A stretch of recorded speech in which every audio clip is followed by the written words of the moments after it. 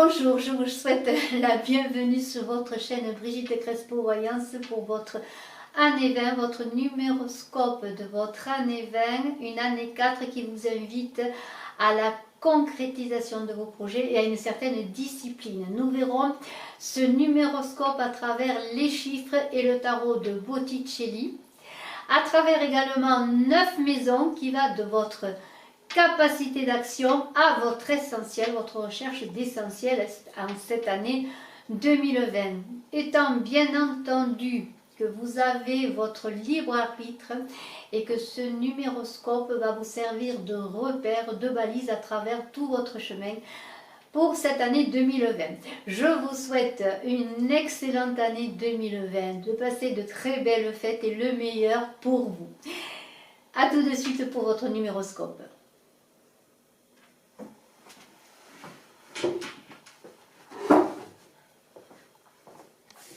Bonjour, bienvenue vous taureaux pour votre numéroscope de 2020 que nous allons faire comme nous l'avons, je l'ai annoncé, à travers 9 maisons qui va de votre capacité d'action à votre essentiel à cette année 2020. Alors nous allons utiliser pour cela 9 chiffres et nombres et nous les compléterons avec une lame majeure pour chaque chiffre donc et nombre du tarot de Botticelli. Alors nous allons commencer tout de suite avec la première maison qui est la maison donc de l'action, de l'ego du père, cette capacité de réalisation et d'action que vous avez en cette année 2020, vous taureaux, eh bien on est avec ce 11 qui est un maître nombre et nous en avons deux, le 11 et le 33, mais pour la maison 1 vous avez le maître nombre 11 qui est l'illumination et la transmission, le besoin et l'envie de donner ce que l'on reçoit, de transmettre ses connaissances. Il y a une grande tension intérieure là, il y a 2-1, la tension entre l'ego, dans son ego, une tension intérieure, une force intérieure extraordinaire. Vous êtes comme un messager divin, un messager idéaliste. Le 11 c'est le nombre des médiums également.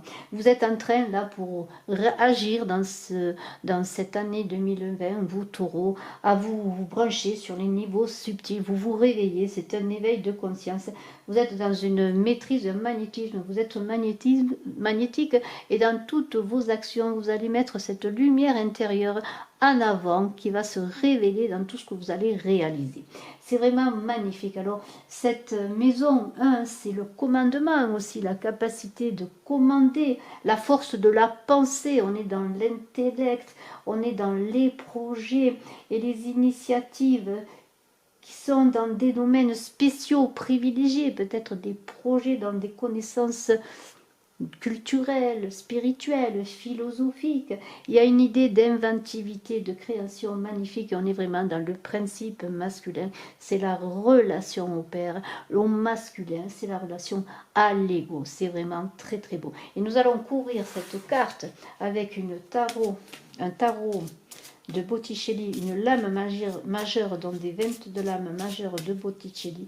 Et nous allons voir comment cette capacité d'action, cette force intérieure que vous allez mettre dans la lumière, votre lumière intérieure, va être complétée. Alors, nous allons voir donc une lame. Et nous avons l'empereur. Alors ça va être quand même fait dans une certaine idée de stabilité, de maîtrise, dans une idée de solidité, et même si vous allez être dans une capacité à recevoir cette illumination, ce divin qui va se manifester, et bien dans l'action, ça va se manifester dans la matière, dans le mouvement, dans la concrétisation de projets, de nouveautés. Il y a une idée quand même de maîtrise.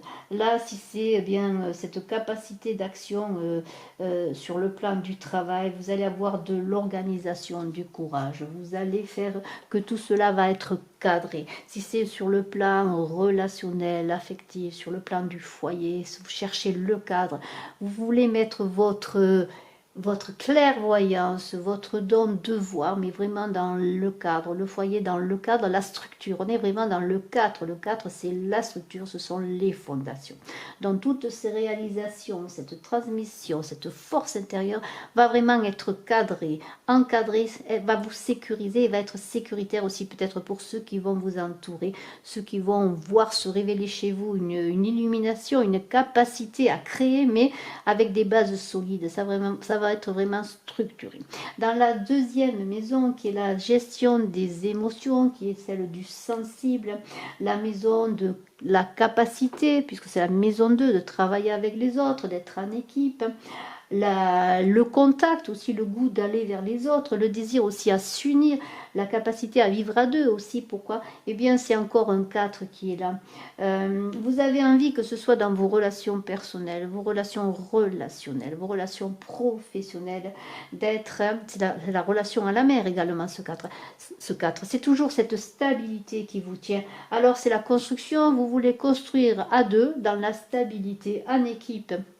Il y a l'idée de droiture, de rangement aussi, de mettre les choses à leur place, d'être dans le sens du détail, d'être sérieux, carré, discipliné. C'est encore l'empereur. C'est toujours cette idée de structure que vous voulez, vous taureau. Et vous taureau, vous êtes un être qui est dans la terre, qui avait les pieds sur terre. Et cette année 2020, qui est une année 4, une année de concrétisation, cette année 4 vous invite justement à être dans cette structure, à organiser, à peaufiner les détails. Ici, c'est pour le travail, vraiment être dans cette préparation de fondation, de poser les bases pour pouvoir ensuite élever tout ce que vous voulez élever dessus.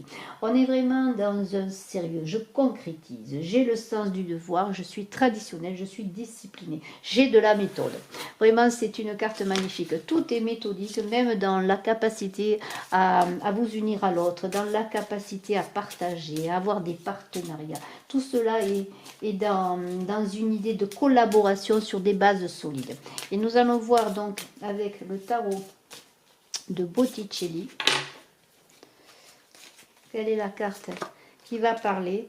C'est la carte de la justice, donc vraiment c'est cela. Vous allez être dans cette recherche d'équilibre et de stabilité, de droiture également. On est toujours dans cette idée du 4, de droiture. Dans tout ce que vous allez faire, vous allez rechercher l'équilibre. Cette justice, elle est très belle parce qu'elle parle de logique, d'intégrité. Et c'est ce que vous désirez créer en cette année 2020. On est aussi dans la maîtrise de soi, l'équilibre pour soi, l'équilibre pour les autres, la maîtrise. On est dans la ligne de conduite rigoureuse. Ça ressemble encore à cet empereur à côté, et dans votre envie d'être avec les autres dans une certaine rigueur, une certaine justice. Il y a une idée de prendre les choses en main. C'est vous qui allez initier beaucoup de stabilité dans votre vie. Et si sur le plan peut-être de l'amour du couple, eh bien vous allez décider, eh bien peut-être d'être juste, la justice tranche, c'est-à-dire d'être juste aussi avec vous-même, de vouloir consolider votre couple, si c'est une idée de couple, puisqu'on est dans l'union, hein, on est dans l'idée de vivre à deux également, ou bien prendre la décision, et bien pourquoi, de trouver ailleurs, de trouver votre stabilité, votre ancrage seul, de partir, de laisser les choses. Il y a une idée de fin de cycle, de renouveau. Mais de toute façon, face au blocage, vous allez être toujours dans cette idée de recherche de stabilité et de rigueur. Nous allons voir maintenant la maison 3, qui est la maison des échanges, de la communication, de votre capacité à vous exprimer.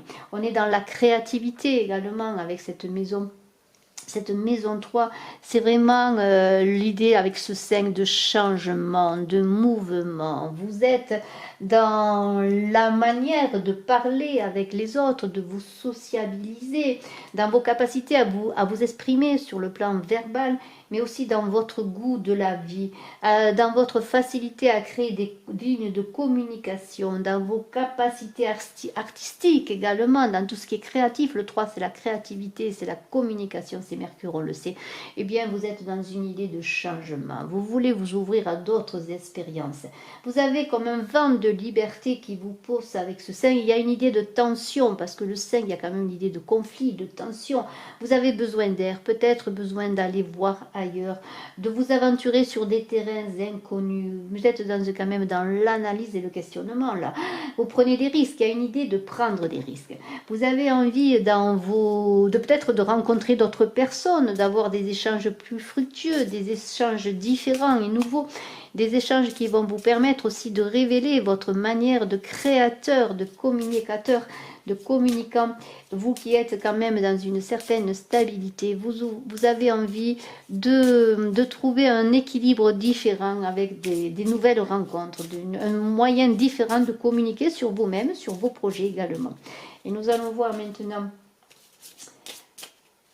avec cette analyse-là que vous faites, la carte qui ressort. Alors c'est la tour. Alors la tour, ce sont les choses qui arrivent brusquement, ce sont les changements brusques, mais c'est aussi un réajustement. La tour, c'est la maison Dieu, c'est l'écroulement pour repartir. Alors il y a une idée de changer les choses, peut-être votre manière de vous exprimer, de vous présenter, d'être en public.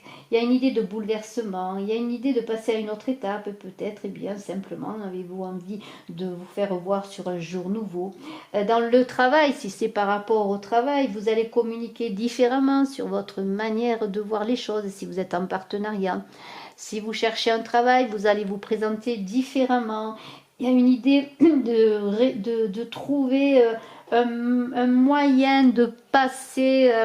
de vous faire voir sous un autre angle. Vous êtes sérieux, vous êtes toujours dans les bases de la structure, vous taureaux, mais en même temps, vous avez envie de changer d'air. Et il y a une grande pression mentale, une idée d'analyser les choses sous un nouvel angle. Nous avons ensuite, eh bien, la maison 4. La maison 4, c'est la vie au quotidien, ce sont les efforts, c'est le travail. C'est aussi tout ce qui est familial, ancrage familial. C'est la gestion du monde concret, de la matière, de tout ce qui nous entoure tous les jours, de ce que nous recevons. C'est aussi, encore on est dans les bases, les fondations personnelles. Hein. C'est aussi dans les modèles que l'on a eus, l'ancrage familial, le modèle familial, comment nous le vivons au quotidien, comment nous le vivons dans notre vie professionnelle, en amour. Et là, on est dans le 2. Alors, eh bien, tout cela, c'est dans l'intuition et la réceptivité. Vous êtes dans une idée d'hésitation au niveau du cœur, dans un ballottage, vous ressentez les choses, vous êtes un peu dans le côté sentimental et émotif. Alors là, on vous demande de l'adaptabilité, peut-être si vous êtes timide dans votre famille, si vous ne vous exprimez pas assez, peut-être sur votre vision de la famille, du couple, sur la vision aussi dans votre travail, de la gestion au quotidien du travail. Il y a une dualité, vous êtes en duel avec vous-même, presque on vous invite à être dans l'accueil de vous-même, dans votre ressenti au niveau du cœur, pour pouvoir être dans la souplesse, parce que vous êtes dans cette recherche de souplesse avec le 2. Mais en même temps, il y a un équilibre à trouver. Alors cet équilibre à trouver, on va voir comment aussi cet équilibre à trouver, vous allez le trouver justement dans le dialogue, pour faciliter le dialogue et être gagnant-gagnant, faire que le dialogue, la communication dans la famille, la communication dans votre lieu de travail soit toujours équilibrée, que ne vous soyez pas en retrait, que vous vous affirmiez, qu'il y ait une certaine tempérance, une justice dans la discussion, dans l'équilibre, dans le travail. Il y a une idée de recherche, d'écoute de soi-même également. Hein. On est dans l'adaptabilité, on doit s'adapter. Et on est avec l'impératrice. Avec l'impératrice, on vous invite bien, à être créatif, à vous affirmer, à parler, à être sûr de vous, à être confiant. Parce que l'impératrice, c'est bien, elle a tout en elle, elle est confiante, elle sait ce qu'elle veut faire. Elle est dans le mental, elle est sûre de ses jugements, elle observe, elle est intuitive également. Alors bien, on vous invite à prendre le bon chemin dans cette idée d'écoute de l'autre, d'écoute de vous-même, de trouver cet équilibre pour pouvoir communiquer tout en étant sur un terrain où il y a non pas une concurrence, mais une tension qui soit égale. Alors on est dans le discernement.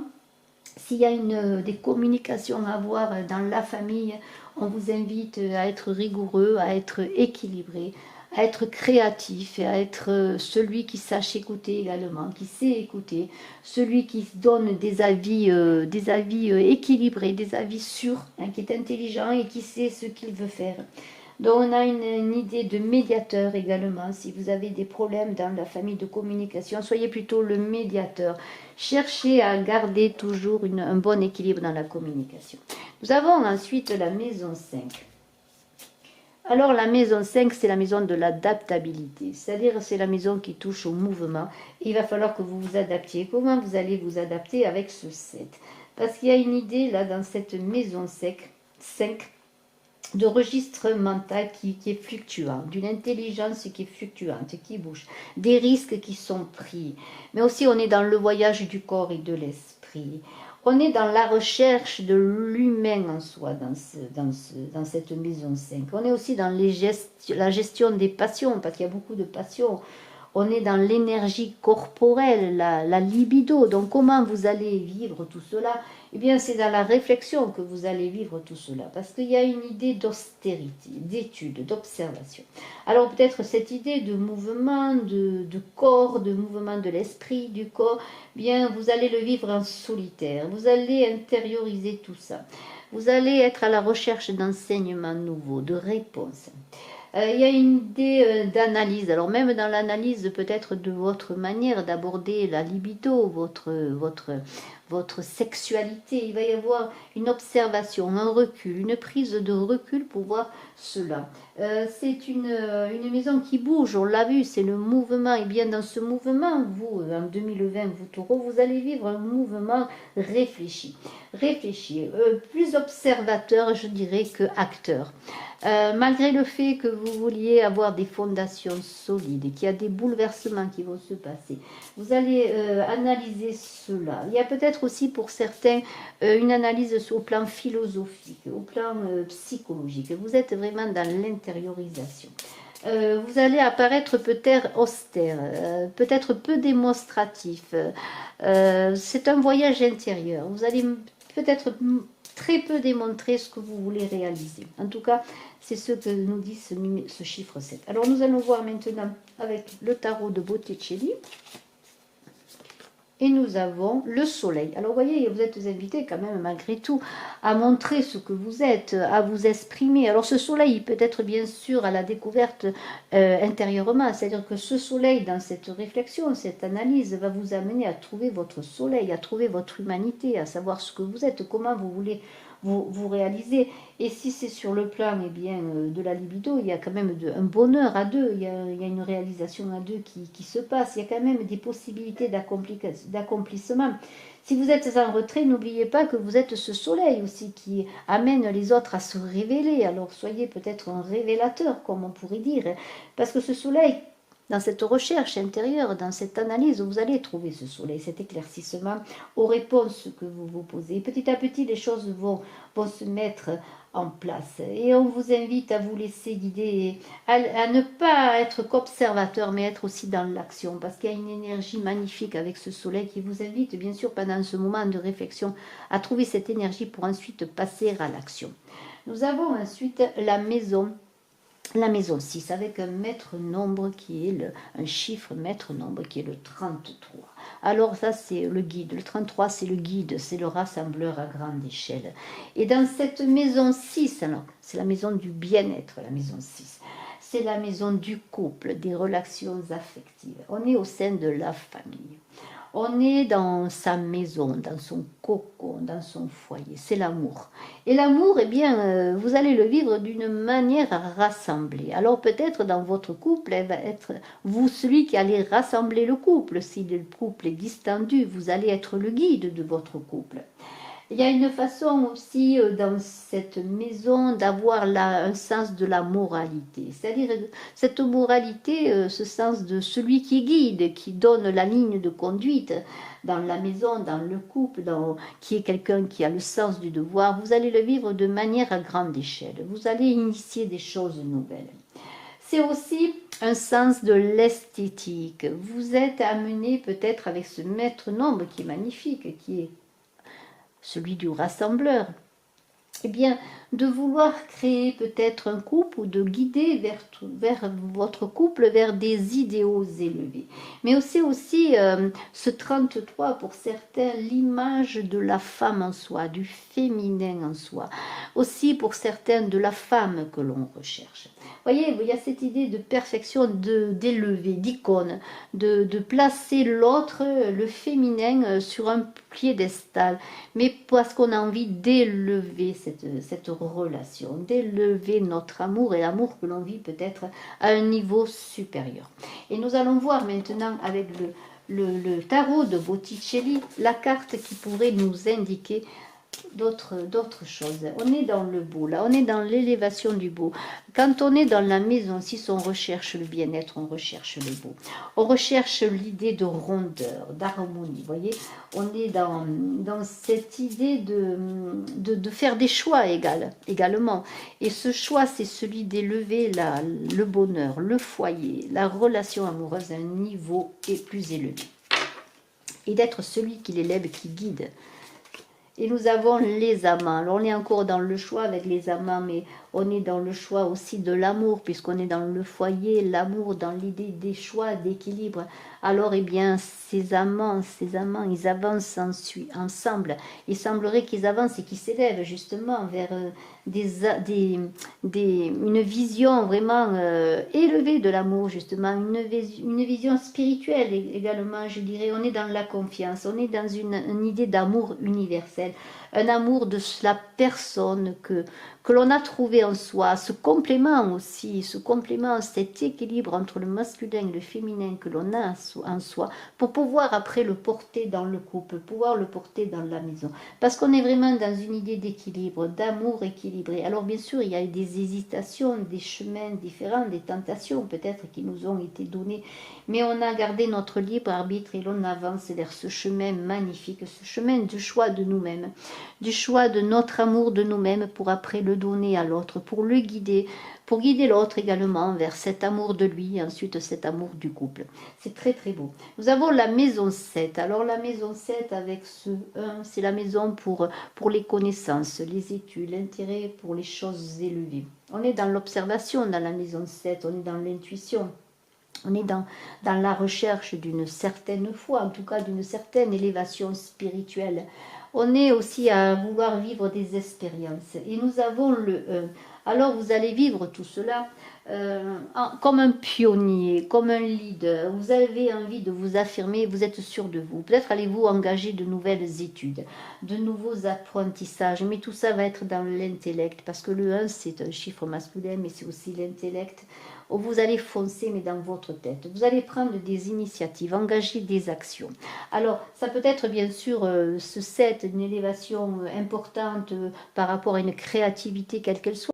Cette maison 7, c'est la maison des études, la maison de l'écriture, de la structuration intérieure également. C'est un monde de repères, ce sont les références mentales. Et tout ça, vous allez le vivre sur une idée élevée, des passions secrètes, peut-être des envies de réalisation au plan philosophique, au plan spirituel. Il y a une certaine indépendance et de prise de décision. C'est vous qui prenez la décision. Le 1, c'est l'action également. Vous allez vous affirmer. Et vous allez être peut-être un pionnier. Vous allez peut-être écrire des choses très nouvelles, des choses qui vont bouleverser peut-être pour certains des idées déjà bien établies. Vous voyez, on est dans l'idée de pionnier, de leader.